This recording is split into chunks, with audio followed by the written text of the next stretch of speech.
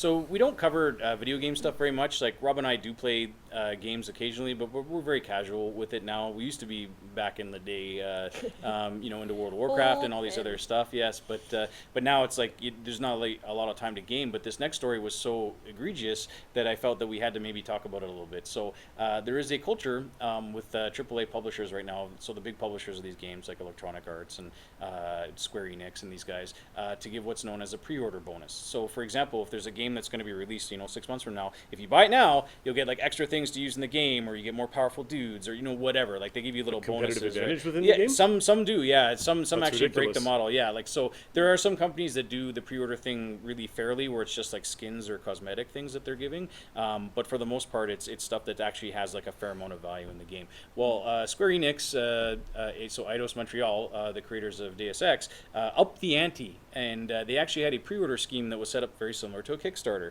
So the more people that pre-ordered, the more things that got unlocked for the game, and the more money that you're willing to spend on the pre-order, the more stuff that you unlocked for yourself.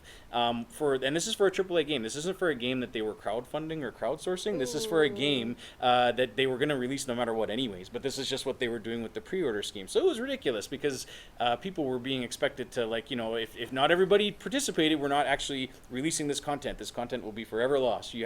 Everybody has to work together to pre-order this game and, get to the top or whatever. So That might be the worst thing I've ever heard of. oh, it was terrible. Everybody screamed about it because it's well known that as nerds we spend money usually at a drop of a hat, and we don't question things very often. No. And the gaming industry has continued to push the envelope with regards to what they are trying to get away with and what we'll accept. So previous to this, these pre-orders were not that great, but we still bought them. So this is like basically, to me, this felt like the marketing department was trying to, push the envelope even a little bit further. Like, well how much can we push them before they'll buy? Because we can always just reverse it. We can go, oh, those are bad, and take it away. And this week, that's what they did.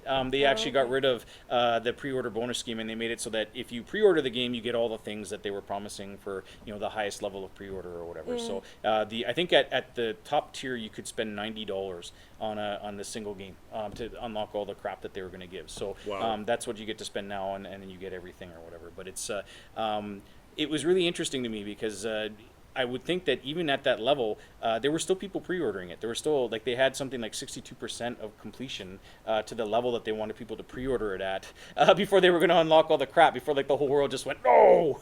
And they cut it out. So I don't know. I mean, the only way that you can kind of fight this is just not to pre-order games. I mean, the whole concept to me is very ridiculous because you're spending money on shit you don't even know what it is. Really. Yeah. I mean, you're giving them money for a promise that you're going to get a game that you actually like. Can you think of anything else that works that way? I can't. No, there's not even a single thing. It's like going to a car dealership and it's like, you know what? I really think that the 2017 model of that Camaro is going to be awesome. Here, take $15,000 and call me when it's ready.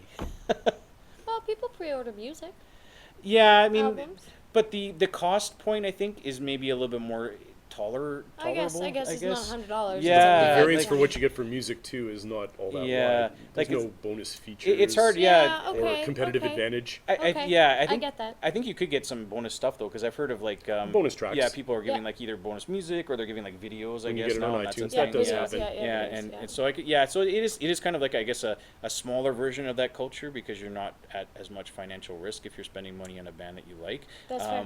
But with these companies, you just never know. I mean, Electronic Arts, for example, had Battlefield 4 that they came out with, and this was a while ago. The game was so broken on release that there was actually a lawsuit that's being filed right now in LA against the company for selling, basically for a claim of fraud, because they said that they were releasing a game that was going to do this, and this, and the game was completely broken for a lot of people, especially on PC or whatever. Tens of, if not hundreds of millions of dollars. Yeah. Oh yeah, and people were able to pre-order it.